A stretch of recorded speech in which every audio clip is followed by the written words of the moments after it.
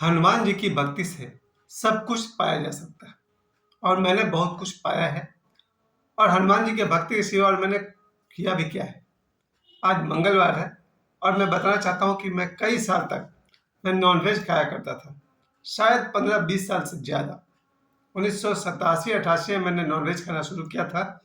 2003-4 तक मैं लगातार नॉनवेज खाता रहा हूँ, लेकिन फिर वापस मैं हनुमान जी की भक्ति में वापस आ गया, क्योंकि मुझे हनुमान जी की भक्ति मिली है मेरे दो चाचाओं के थ्रू।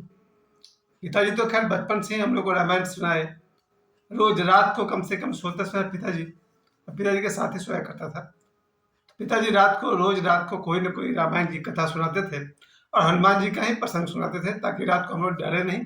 तो भूत से डर लगता था ना, दिन भर खेलते थे, कहाँ कहाँ कतरास में रहते थे, जंगल में झाड़ियों में खेलने वाला बच्चा रात को डरते थे। तो पिताजी हनुमान जी की कथाएं सुनाते थे। और पिताजी से ज्यादा प्रभाव मेरे ऊपर मेरे दो चाचाओं का पड़ा है। पिताजी के जो बड़े भाई थे वो रोज सुबह 4 बजे सुबह उठ करके गांव में, फिर वो स्नान करके सुंदरकांड का पाठ करते थे, यानी उसी अंधेरे में। सोचिए, अंधेरे में वो स्नान करके फिर लालटेन जला करके सुंदरकांड का पाठ करते थे। उनका पाठ सुन सुनकर हम लोग को याद हो गया।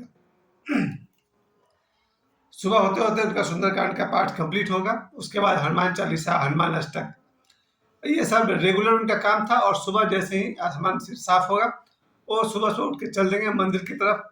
और वो मंदिर में, हालांकि वो पुलिस में नौकरी करते थे, फिर मंदिर जा करके उनको 1 घंटे तक झाड़ू लगाएंगे मंदिर के चारों तरफ। फिर मंदिर में भजन कीर्तन करके सुबह 7-8 बजे वापस आते थे। और फिर जब उनको पटना जाना होता था, पटना चले जाते थे।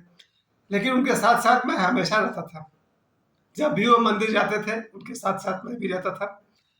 और वहाँ मंदिर में मैंने देखा था चाचा को प्रणाम करते हुए। बच्चे में एक संस्कार होता है, अगर कोई बच्चा किसी ने घर में जन्म ले ले तो हो सकता है वो बचपन से अपने माँ बाप के साथ संडे के दिन चर्च जाना सीख जाए।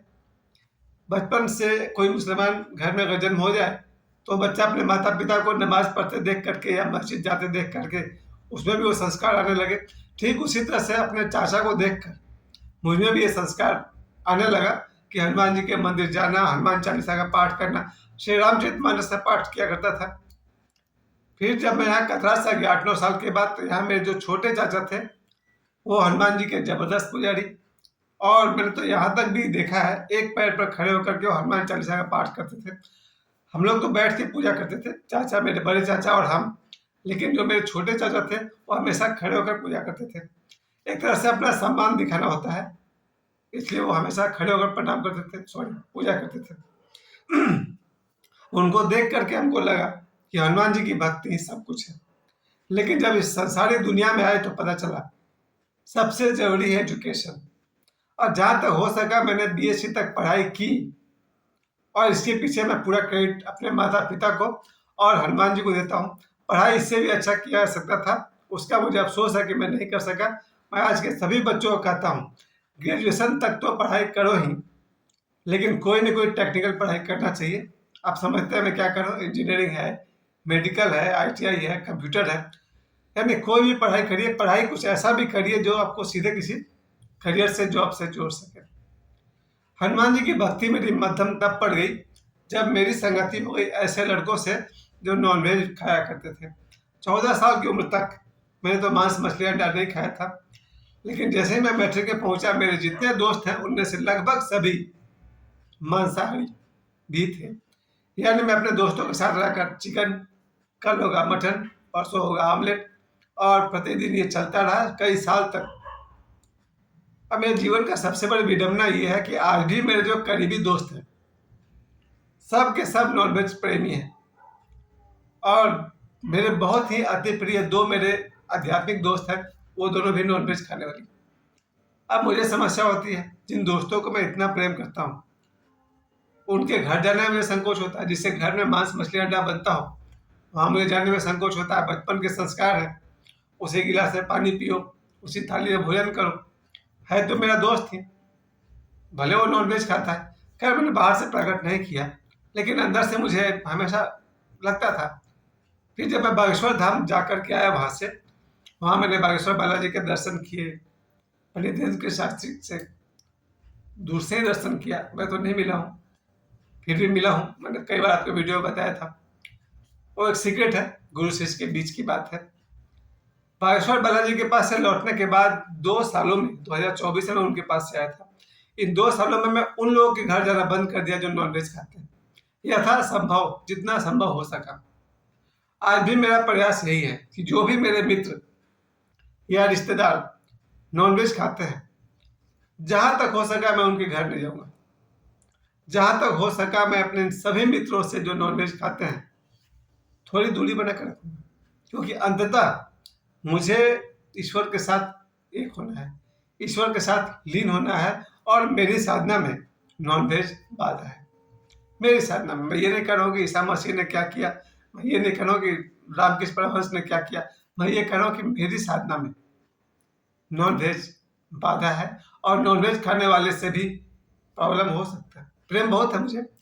देखिए, बात यह है कि इस दुनिया में जितने भी दोस्त हैं सब बाद में आए।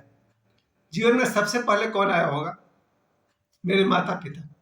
जब मेरा जन्म हुआ होगा 3 मार्च 1973, तो जन्म के बाद जो लोग भी मुझे मिले, चाचा भाई बहन, सारे रिलेशंस उस जन्म के बाद मुझे मिले। पर जब मेरे जन्म से 9 महीना पहले तक भी तो मैं अपनी माँ के पेट में था, तो मुझे पहला प्रेम किससे मिला होगा? मेरी माँ से। जैसे ही एक बच्चा अपनी माँ के गर्भ में आता है, 1-2 महीने बाद उसकी माँ को पता चल जाता है कि मेरे पेट में बच्चा है, और उस माँ का प्रेम अपने बच्चे के लिए मिलना शुरू हो जाता है। तो इस जीवन में मेरा जो सबसे बड़ा प्रेम रहा होगा, है और होना चाहिए, मेरी माँ से। और तभी पिता को भी पता चल जाता है कि कोई बच्चा आने वाला है। तो जन्म के 9 महीना पहले से आपसे प्रेम कौन करता है? आपके माता पिता। तो देखा जाए तो इस धरती पर सबसे पहले फर्स्ट लवर्स कौन है हमारे? हमारे माता पिता। बाकी सब बाद में आएगा, भाई बहन जीजा साला दोस्त गर्लफ्रेंड बॉयफ्रेंड सब बाद में आएंगे, पति पत्नी। सबसे पहले हमारे जीवन में हमारे माता पिता आते हैं।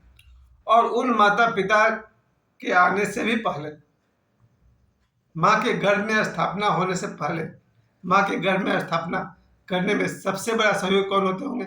ईश्वर का नियम। भगवान की ऐसी व्यवस्था है कि कोई भी बच्चा किसी भी माँ के गर्भ में जाता है। अब किस माँ के गर्भ में जाएगा, ये व्यवस्था तो ईश्वर के हाथ में है। कौन किसके गर्भ में जाएगा, ये तो ईश्वर की व्यवस्था है।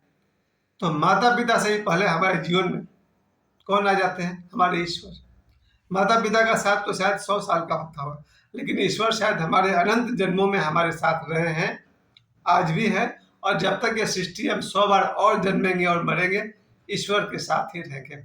ईश्वर मतलब, मेरी नज़र में ईश्वर मतलब एक नियम, दिलाओ। ईश्वर एक नियम कम से कम जरूर है। कहते हैं ना, जो अच्छा करोगे तो अच्छा मिलेगा, बुरा करोगे तो बुरा मिलेगा, कर्मों का फल भोगना पड़ेगा। समुद्र होता है, चांद होता है, दिन के बाद रात होता है, चंद्रग्रहण लगता है फिर ठीक हो जाता है, पहाड़ है, रेगिस्तान है, वगैरह वगैरह। बच्चे का जन्म 9 महीना में होता है, अमुक जानवर के बच्चे का जन्म 3 महीने में होता है, मच्छर का जन्म 24 घंटे में होता है। ये सब जो नियम है, कम से कम इसी नियम को तो भगवान कहते हैं, परमात्मा कहते हैं। चाहे कोई हिंदू हो, वो अपने ढंग से ईश्वर को मानता हो, मुसलमान किसी और ढंग से ईश्वर को मानते हैं, क्रिश्चियन है, पारसी है, यहूदी है, सब अपने अपने ढंग से ईश्वर को मानते हैं। इतना सब जानते हैं कि कोई तो नियम है कि बर्फ को गर्म करो तो पानी बन जाता है, या फिर एक तरफ दिन होता है तो पृथ्वी के किसी हिस्से में रात होती है, और रात के बाद दिन होता है, दिन के बाद रात होती है। ये जो नियम है, इतना तो सब मानते हैं, चाहे कोई वैज्ञानिक बुद्धि का हो या नास्तिक हो। इतना तो सब मानते हैं कि दुनिया एक नियम से चलता है, कि तलवार मारो तो आदमी कट जाएगा, ये एक नियम हुआ। खैर, इस नियम को ही ईश्वर कहते हैं। ये और बात है, अलग अलग धर्म के लोगों ने इस ईश्वर के नियम को अलग अलग ढंग से समझा है और जाना है। हमारे हिंदुओं में सनातन धर्म, इसी ईश्वर के नियम को जिन्होंने सबसे अधिक समझा और जिया और ईश्वर के साथ एकाकार हो गए, उन्हें हम सब ने भगवान कहा है।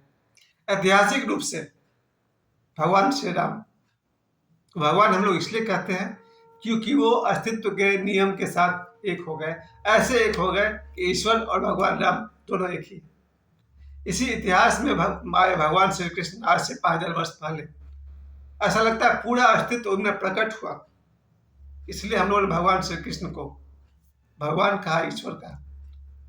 और सबसे जो मेरे जो बचपन के संस्कार है वो यही है कि हनुमान जी के साथ मेरा बचपन से प्रेम रहा है, और आज भी हनुमान जी की भक्ति के सिवा मैंने और कुछ किया नहीं है। और हनुमान जी की कृपा से मुझे सब कुछ मिला, सब कुछ मतलब सब कुछ। माता, पिता, भाई, बहन, पत्नी, पुत्र, पुत्री, मित्र, सब कुछ हनुमान जी ने मुझे सब कुछ दिया है। और आज मंगलवार है, मैं बड़े विश्वास के साथ, एक बात और अच्छा हुआ, आज मंगलवार के दिन ही मेरे प्लॉट पर, जहाँ मैं प्लॉटिंग का काम करता हूँ, आज वहाँ लाइट ऑन हुआ, इलेक्ट्रिसिटी फैसिलिटी। मैंने शाम को देखा लगभग 7 बजे, पूरे उस 5 एकड़ जमीन पर लाइट फैला हुआ है। हनुमान जी का ही देन था। तब मुझे लगा कि बजरंग बली की भक्ति से सब कुछ पाया जा सकता है, सब कुछ मतलब सब कुछ। जय बजरंग बली।